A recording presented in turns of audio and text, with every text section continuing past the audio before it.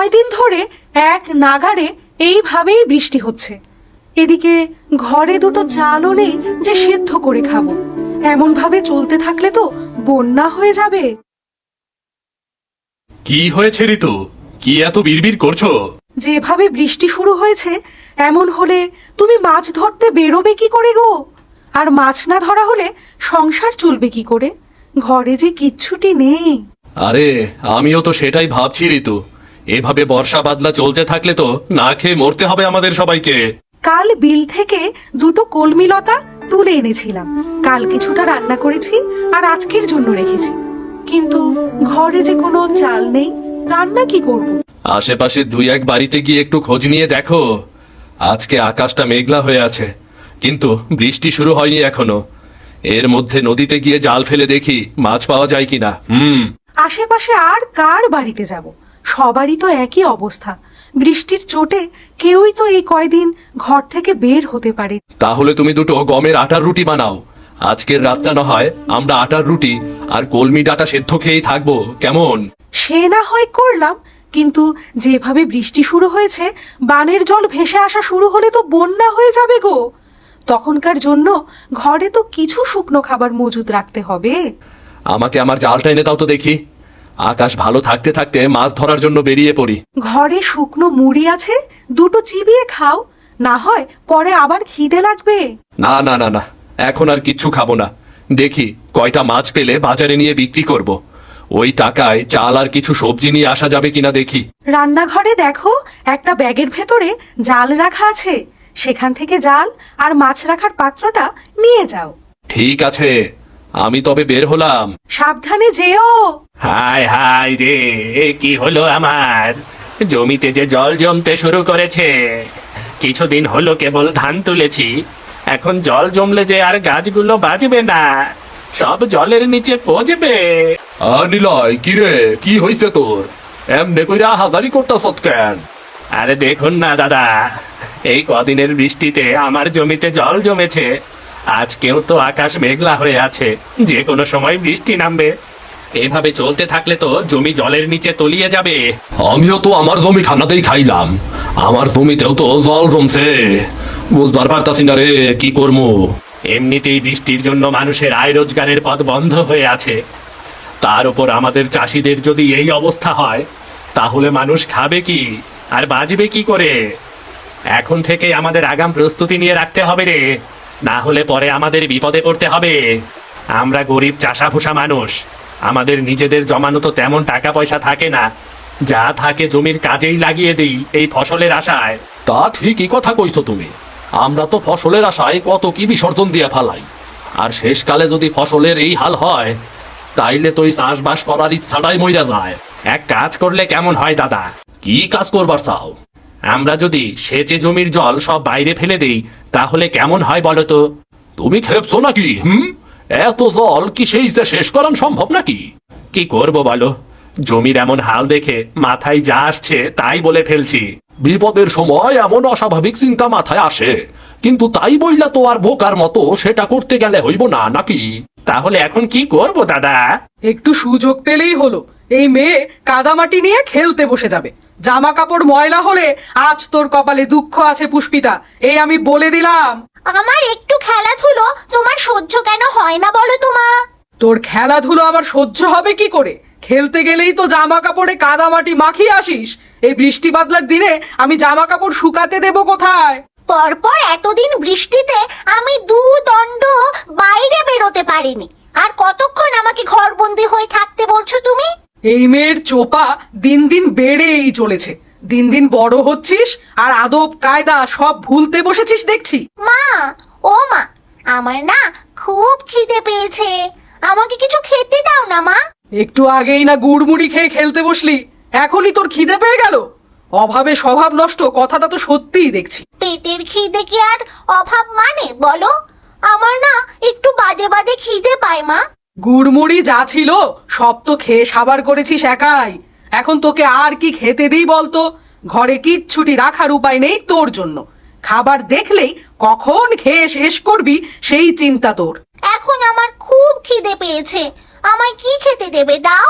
রান্নাঘরে পান্তা ভাত রাখা আছে তোর বাবার জন্য, সেখান থেকে কিছু ভাত নিয়ে খা, আর বাকিটুকু তোর বাবার জন্য রেখে দে। পান্তা ভাত কি দিয়ে খাবো মা? তরকারি কি কিছু আছে? না, পেঁয়াজ আর লঙ্কা দিয়ে ডোলে খা। দুপুরে কচু ঘন্ট করে দেবো খন। শুধু পেঁয়াজ আর লঙ্কা দিয়ে কি ভাত খাওয়া যায় নাকি? তুমি আমাকে অন্য কিছু বানিয়ে দাও না মা। ঘরে আর কিচ্ছু নেই রে মা, এখন পান্তা ভাত খা। একটু বাদেই তো আবার দুপুরের রান্না বসাবো। রান্না হয়ে গেলে তখন আবার গরম গরম ভাত খাস। ঠিক আছে মা।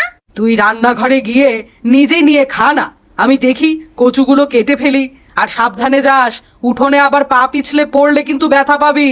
লোকটাকে সেই কখন থেকে খেতে ডেকে এসেছি, এখনো আসার নাম নেই। আর এদিকে যে খাবারগুলো সব ঠান্ডা হয়ে যাচ্ছে। কই গো, সকালের খাবার খাওয়া লাগবে না নাকি তোমার? একটু খাজনার কাগজপত্র নিয়ে বসেছিলাম, ভেবেছিলাম হাতের কাজটা শেষ করে তবেই খাবো। তা তোমার জ্বালায় কি আর সেটা হলো? ঠান্ডা হলে তো আবার বলবে ঠান্ডা খাবার খাবো না। তোমাকে নিয়ে আমার হয়েছে যত জ্বালা। আমার কাজ না মিটিয়ে সেখান থেকে উঠতে আমার ভালো লাগে না। আর জানোই তো টাকা পয়সার হিসাব কেতাব। হয়েছে, খাবারের সময় খাওয়া আর কাজের সময় কাজ। এত টাকা টাকা করছো, মরে গেলে এই টাকা খাবে কে শুনি? আমার টাকা আমি খেয়ে মরবো, কাউকে আমার টাকার ভাগ দেব না। হয়েছে বাপু, হয়েছে। তোমার ওই কালোবাজারি টাকা নেওয়ার ইচ্ছে আমার নেই। দুবেলা দুমুঠো ভাত খাই, সেটাই আবার হজম হতে চায় না। আরে মনে রেখো, এই কালো টাকা দিয়েই কিন্তু সব আরামায়েশের জীবন পেয়েছো তুমি। গায়ের মানুষদের রক্ত চোষা টাকাতে আমার আরাম আয়েশ ভালো লাগে না। তুমি ভালো করেই জানো যে আমি বিলাসিতা পছন্দ করি না। আর হতভাগাদের থেকে মেরে আনা টাকা তো আমাকে আয়েশ দিতে পারে না। খেতে এসে তোমার নীতি কথা শুনেই তো পেট ভরে যায়। এতই যখন মায়া হয় তখন যাও না, একটা ধর্মশালা খুলে বসো। সেটা পারলে তো ভালোই হতো। জীবনে তোমার সাথে থেকে যে পাপ কামিয়েছি, তার বদলে কিছুটা পুণ্য যদি পেতাম। আমায় কি খেতে দেবে না নাকি? নাকি এভাবে খোঁচা মেরে কথা শোনাতে থাকবে? তাহলে আমাকে ডাকবার কি দরকার ছিল? দিচ্ছি, খাবার খেতেই তো ডেকে এনেছি, তা তুমিই তো শুরু করলে। আজ 2 দিন হয়ে গেল বাড়ির বাইরে কোথাও যেতে পারছি না। এইভাবে জলবন্দি হয়ে কি থাকা যায় নাকি? ঠিক মতো দুবেলা রান্না খাওয়াও হচ্ছে না। একই গো দিদা, তোমার বাড়িতে যে বানের জল উঠেছে, সারা উঠোন তো জলে ভরে গেছে গো। এই জন্যই বুঝি দিদার দেখা নেই আজ কয়দিন ধরে। ওরে, তোরা আস্তে আস্তে আয় এদিকে, দেখে শুনে পা ফেলিস, আবার উঠানে পা পিছলে জলে পড়ে যাস নে তোরা। তাই এইভাবে জলবন্দি হয়ে আছো, আমাদের একটা খবর দিলেও তো পারতে দিদা। খবর দেব কি করে লো ছুরি? দেখতে পাচ্ছিস নে, জলে আমার উঠোন একেবারে ডুবে আছে। এই হাঁটু জলে নেমে আমি এখন তোদের খবর দিতে যাব? খবর না দিলে আমরা কিছুই জানতে পারবো না তো। এখন তোমার জন্য কচু ঘন্ট নিয়ে এলাম বলেই না দেখতে পেলাম, না হলে তো আমরা জানতেও পারতাম না দিদা। তোরা আমায় কেমন ভালোবাসিস তা আমার জানা হয়ে গেছে। দুটো দিন পার হয়ে গেল আর তোরা এখন এসেছিস আমার সাথে দেখা করতে। কি করব দিদা, দেখলেই তো এই 2 দিন কেমন টানা বৃষ্টি হলো। আকাশের ভাব ভালো দেখছি না গো। সন্ধ্যায় খুব বৃষ্টি হবে বলে মনে হচ্ছে। আরো বৃষ্টি হলে তো এবার জল ঘরে উঠে যাবে দিদা, তখন তুমি থাকবে কোথায়? তোরা আমায় কেমন ভালোবাসিস তা আমার জানা হয়ে গেছে। দুটো দিন পার হয়ে গেল আর তোরা এখন এসেছিস আমার সাথে দেখা করতে। ছি ছি দিদা, এসব কথা কখনো মুখেও আনবে না। আমরা সবাই আছি তোমার পাশে। আবহাওয়া বেশি ভালো দেখছি না, তুমি বরং আমাদের সাথে আমাদের বাড়িতে চলো দিদা। হ্যাঁ দিদা, আমাদের সাথে চলো। এই বিপদে তোমাকে একা রেখে যেতে পারবো না আমরা। এই বুড়ির আর কে আছে যে দেখে রাখবে? বানের জলে ভেসে না হয় চলে যাব কোথাও। ভাগ্যিস কিছু শুকনো খাবার এনেছিলে, না হলে তো আমাদের দুর্ভোগের শেষ ছিল না। যেভাবে বানের জল হুট করে বাড়িতে প্রবেশ করা শুরু করলো, খাবারের জন্য কোথায় যে যেতাম পরে। জল বেড়ে যাচ্ছে দেখেই তো দরকারি জিনিসপত্র নিয়ে বাড়ির চালায় উঠে এলাম, না হলে আর উঁচু জায়গা পেতাম না। কলা গাছের ভেলা বানিয়ে রেখেছি, যে কোনো দরকার হলে এই ভেলায় ভেসে বেড়ানো যাবে? কিন্তু যেভাবে চারপাশে বানের জল বাড়ছে আমার যে বড্ড ভয় হচ্ছে গো। জল বেশি হলে তখন যাব কোথায় আমরা? ও তুমি চিন্তা করো না, একটা না একটা উপায় ঠিক হবে। আমি একটু বেরোবো। হ্যাঁ ঠিক আছে। তুমি আবার এখন কোথায় যাবে শুনি? নিতাই দাদা নিলয় দাদার কি অবস্থা একটু দেখে আসতে হবে, কোথায় আশ্রয় নিয়েছে, বুঝলে? তুমি চলে গেলে আমি একা একা কি করব এখানে? জল যদি বেড়ে যায় তাহলে আমি একা হাতে কিভাবে কি করব? হবে ঋতু, হবে। বিপদে পড়লে মানুষ সব করতে পারে। ভাবছি সবাইকে নিয়ে চৌধুরী মশাইয়ের বাড়ি যাব কিছু সাহায্যের জন্য, আর সাথে করে জালটা নিয়ে যাব। বানের জলে ভাসা বড় কোনো মাছ পেলে ধরবো। মানুষ বাঁচবে কি করে তাই ভেবেই মাথা খারাপ হয়ে যাচ্ছে, আর তুমি কিনা বানে ভাসা মাছ ধরবে? হ্যাঁ গো, যদি ভালো মাছ পাই তবে আমরা সবাই মিলে সেটা তো খেতেও পারবো। কারোর কাছেই যে খাবার জিনিস তেমন কিছু নেই। মানুষ বাঁচবে কি করে তাই ভেবেই মাথা খারাপ হয়ে যাচ্ছে, আর তুমি কিনা বানে ভাসা মাছ ধরবে? আমি জালটা নিয়ে একটু ঢু মেরে আসি আর দেখে আসি সবার কি অবস্থা। ঠিক আছে, সাবধানে যেও আর তাড়াতাড়ি ফিরে আসবে কিন্তু। ঠিক আছে। চৌধুরী মশাই, ও চৌধুরী মশাই, বাড়িতে আছেন নাকি? আমি দোতলার ওপরে। এই যে দোতলার ওপরে তাকাও। বাবু, আমাকে একটু সাহায্য করেন না বাবু, নাইলে তো সবাই না খায় মারা পড়মু। কি সাহায্য করব আমি তোমাদের, বলো? আপনার কোষাগার থেকে যদি আমাদের কিছু চাল আটা দিয়ে সাহায্য করতেন তবে সবাই পেটের খিদা নিবারণ করতে পারতাম আর কি।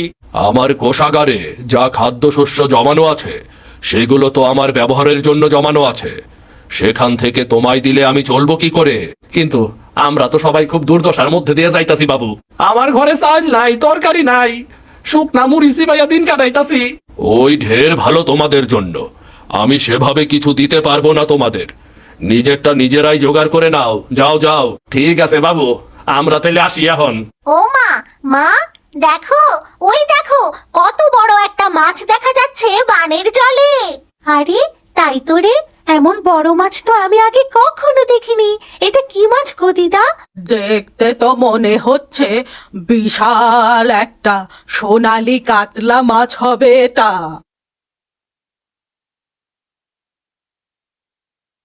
ওই তো বাবারা সবাই চলে এসেছে। বাবা জানো, এই বানের জলে বড় একটা কাতলা মাছ ভাসতে দেখা যাচ্ছে। কি গো, কোনো সাহায্য পেলে চৌধুরী মশাইয়ের কাছে? না গো, চৌধুরী মশাই আমাদের কোনো সাহায্য করতে রাজি হইল না। এখন ওই বিপদের দিনে আমরা কি যে করবো?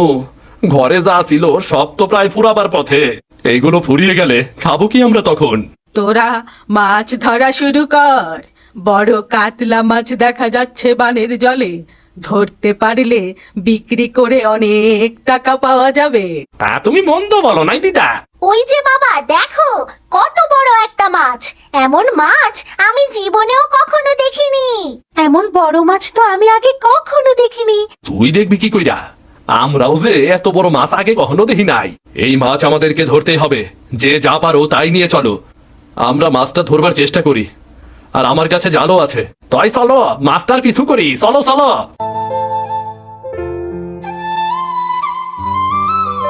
ওই তো মাছটা আবার ভেসে উঠেছে। আরে সত্যি তো, মাছটা যে অনেক বড় দেখছি। আমি এর আগে এমন বড় মাছ কখনো দেখিনি গো। শঙ্কর, তুই জাল ফেল, আমরা বললাম সুইরা মারি, দেখি কোনোভাবে মাস্টারে ধরা যায় কিনা। ধরা যাবে না মানে? এক্ষুনি ধরে ফেলবো। আমি এই জাল ফেললাম। দাদা, আমাকে সাহায্য কর তোরা।